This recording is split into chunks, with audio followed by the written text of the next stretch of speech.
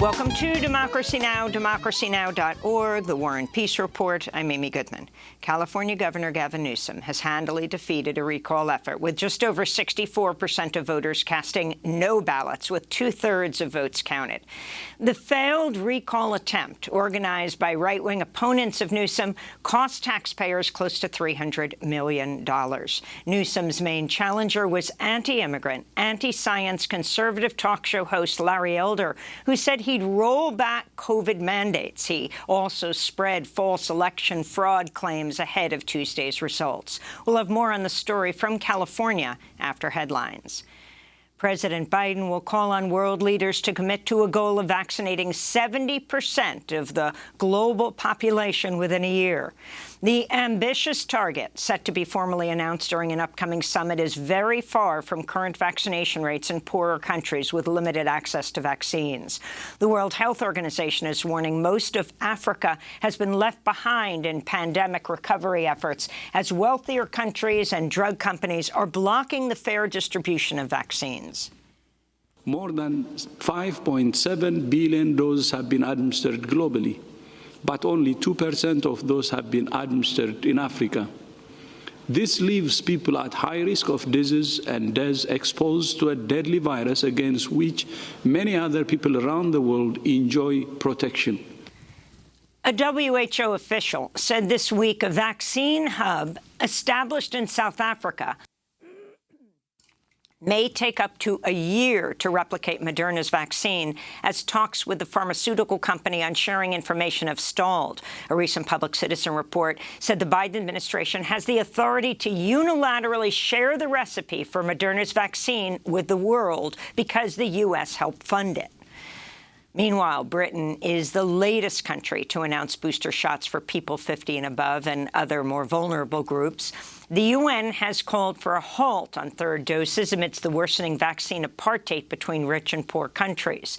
Here in New York, 2 judges have temporarily put on hold vaccine mandates for state health workers and New York City teachers. Some health workers argue receiving the vaccine violates their religious beliefs. Poverty rates in the U.S. fell in 2020 thanks to government assistance during the pandemic, including stimulus checks and unemployment aid. The Census Bureau said Tuesday the U.S. supplemental poverty rate fell over 2.5 percentage points to 9.1%, despite the highest unemployment number since the Great Depression. Bernie Sanders, chair of the Senate Budget Committee, tweeted, quote, "When government responds to the needs of the working class, millions of families are lifted out of poverty." Sanders added, quote, "We must not stop here. We must pass the $3.5 trillion reconciliation bill and invest in working families," he said. President Biden was in Colorado Tuesday to pitch his infrastructure plans in the wildfire-ravaged, drought-stricken state. Communities that nearly 1 in 3 Americans call home have been struck by weather disasters in just the past few months. Hurricanes in the Gulf Coast are up this eastern seaboard. Wildfires threatening throughout the West and tearing it apart. Droughts and heat waves across the country, devastating farmers and ranchers and draining the Colorado River. In addition to the lost lives shattered, extreme weather cost America last year $99 billion. Biden's remarks came as a high-risk flood alert was issued in Louisiana as Tropical Depression Nicholas drenches the state with heavy rain and winds, while many communities are still reeling from the destruction of Hurricane Ida. In Haiti, a political crisis is deepening after Prime Minister Ariel Henry fired the country's top public prosecutor hours after the prosecutor said he was seeking charges against Prime Minister Henry over the July assassination of President Jovenel Moïse. Prosecutor Bedford Claude said Henry had communicated with a key suspect on the night Moïse was killed. Meanwhile, many Haitians are still struggling to recover from the devastation brought by the 7.2 magnitude earthquake that struck 1 month ago. As you can observe, we haven't received help from anyone. My house is destroyed. We haven't received help. People who live here are helping us to rebuild this church. Tensions are ratcheting up on the Korean peninsula as South Korea fired a submarine-launched ballistic missile earlier today in response to a ballistic missile test by North Korea just hours earlier. It's the first since March and a breach of UN sanctions. 2 days earlier, Pyongyang tested a long-range cruise missile. President Biden previously said he was open to diplomacy with North Korea, but denuclearization talks between the two countries have not resumed since negotiations between Trump and Kim Jong-un broke down in 2019.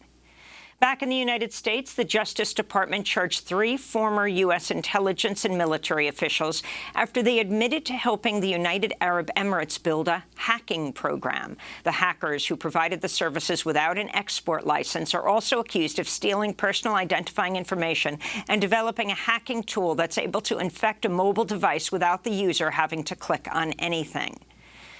The Justice Department has filed an emergency motion urging a federal judge to temporarily block Texas's near-total ban on abortions.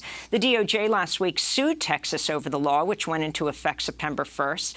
The legislation bars abortions around 6 weeks into a pregnancy without an exception for rape or incest and allows anyone in Texas to sue patients, medical workers, or even a patient's family or friends who, quote, aid and abet an abortion.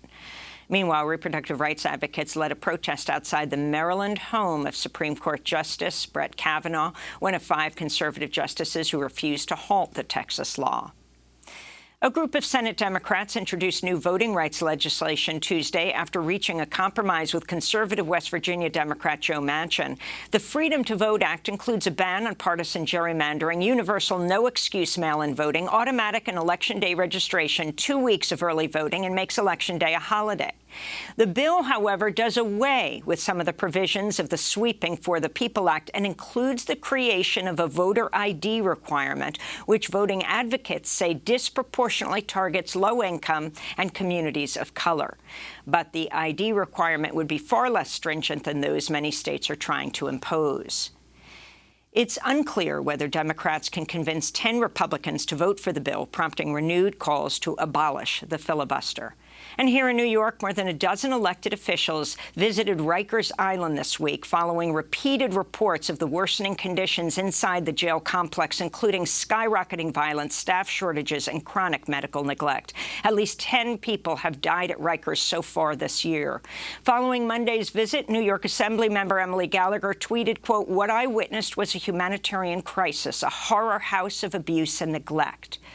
And this is New York Assembly member Jessica Gonzalez Rojas speaking Monday after touring Rikers. People have been stuck inside for days, for weeks, for months, without a court hearing, without being able to get transported to court, without medical care. I just witnessed an attempted suicide. Miss, come here. Jumped up there and tried to hang himself. Senator Ramos right there. Nobody deserves this. These are human beings. The new New York Governor, Kathy Hochul, also visited Rikers this week. And those are some of the headlines. This is Democracy Now!, democracynow.org, The War and Peace Report. I'm Amy Goodman in New York, joined by Democracy Now! Co-host Juan Gonzalez in New Brunswick, New Jersey. Hi, Juan. Hi, Amy, and welcome to all of our listeners and viewers across the country and around the world.